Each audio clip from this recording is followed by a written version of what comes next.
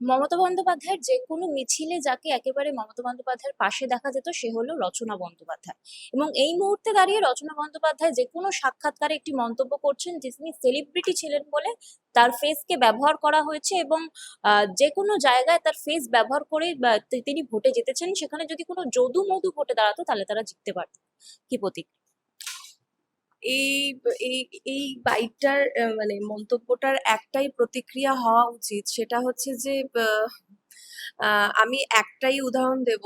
Mitali bug অঙ্গনওয়াড়ির কর্মী ছিলেন। সেখান থেকে মমতা ব্যানার্জির হাত ধরে মিতালি বাগ উনি এমপি সিটে দাঁড়ালেন এবং উনি এমপি। সেখান থেকে বোঝা যাচ্ছে যে সাধারণ যে রাম শ্যাম যদু মধু যে কেউ হোক না কেন, তার মাথার ওপরে যদি মমতা বন্দ্যোপাধ্যায়ের হাত থাকে তো সে জিততে বাধ্য। মমতা বন্দ্যোপাধ্যায় এমন একজন মানুষ, এমন একজন মহিলা, তার তার জন্য তাকে বিশ্লেষণ করা বোধহয় আমার পক্ষে খুব একটা সহজ বিষয় নয়। সেটা সবাই জানেন, এখানের পশ্চিমবাংলার মানুষ তো জানেন, গোটা ভারতবর্ষ চেনেন ওনাকে। 7বারের তিনি মন্ত্রী ছিলেন এবং 3বারের মুখ্যমন্ত্রী ছিলেন। মমতা বন্দ্যোপাধ্যায় যার ওপরে হাত রাখেন তাকে কিন্তু মমতা বন্দ্যোপাধ্যায়ের আশীর্বাদ ধন্যা হয়েই থাকতে হয় সেটা। এবং আরেকটা কথা বলি, এই রচনা দিয়ে আরেকটা কথা বলেছেন যে আহ, অমিতাভ বচ্চনের সঙ্গে তার অনেক ছবি, 150টা ফিল্মে প্রচুর ফিল্ম করেছেন উনি। নো ডাউট উনি উনি একজন বড় মাপের অভিনেত্রী বা সেলিব্রিটি, সেটাকে অস্বীকার করছি না, কিন্তু উনি মমতা বন্দ্যোপাধ্যায় এমন একজন মানুষ যার ডাকে ওই স্বয়ং অমিতাভ বচ্চনও কিন্তু কলকাতা ফিল্ম ফেস্টিভ্যালে সস্ত্রীক উপস্থিত হতেন। সুতরাং এই কথার উত্তরে কি বলা যায়, এটা ঔদ্ধত্য একটা কাজ করেছে ওনার মধ্যে, হয়তো একটা ঔদ্ধত্য কাজ করেছে। মমতা বন্দ্যোপাধ্যায়ই পোস্ট একমাত্র, বাকি সবাই আমরা কর্মী।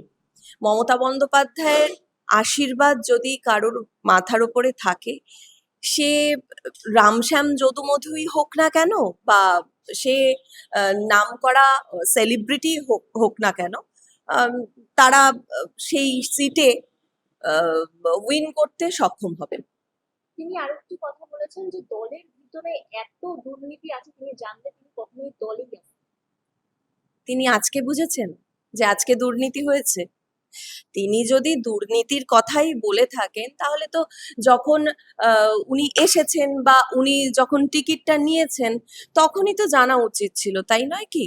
এখন সবাই মমতা বন্দ্যোপাধ্যায়ের ওপরে, অভিষেক বন্দ্যোপাধ্যায়ের ওপরে দোষ দিয়ে এখন সবাই নিজের আখের গোছানোর জন্য অন্য দলে যোগ যোগ দিচ্ছেন। আমি বলি তাদেরকে, যারা এনসিপিআই দলে যোগ দিয়েছেন বা বিক্ষুব্ধ তৃণমূল হয়েছেন এমএলএ বিধায়করা, তো তাদেরকে একটাই কথা বলবো, মমতা বন্দ্যোপাধ্যায়ের হাতটাকে সরিয়ে বা তাদের মমতা বন্দ্যোপাধ্যায়ের দেওয়া সিটটা পদত্যাগ করে তারা অন্য দলের হয়ে জিতে আসুক না। দেখি না তখন মানে কটা ভোট পেয়ে তারা জিতে আসেন, সেটা তো আমরাও দেখতে চাই। আরেকটি প্রসঙ্গ যে সামনে 21শে জুলাই, এই মুহূর্তে 21শে জুলাইকে নিয়ে টানাটানি চলছে যে আসল 21শে জুলাইয়ের মহাসমাবেশ কে করবে। কি প্রতিক্রিয়া?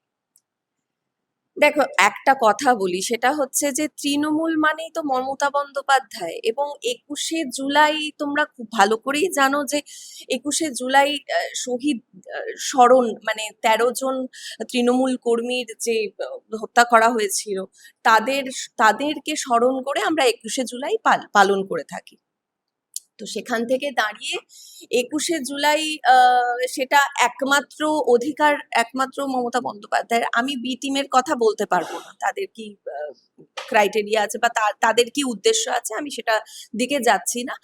মমতা বন্দ্যোপাধ্যায় মানেই তৃণমূল, তৃণমূল মানেই মমতা বন্দ্যোপাধ্যায়, এবং তৃণমূলের কর্মসূচির মধ্যে 21শে জুলাই হচ্ছে অন্যতম একটা কর্মসূচি।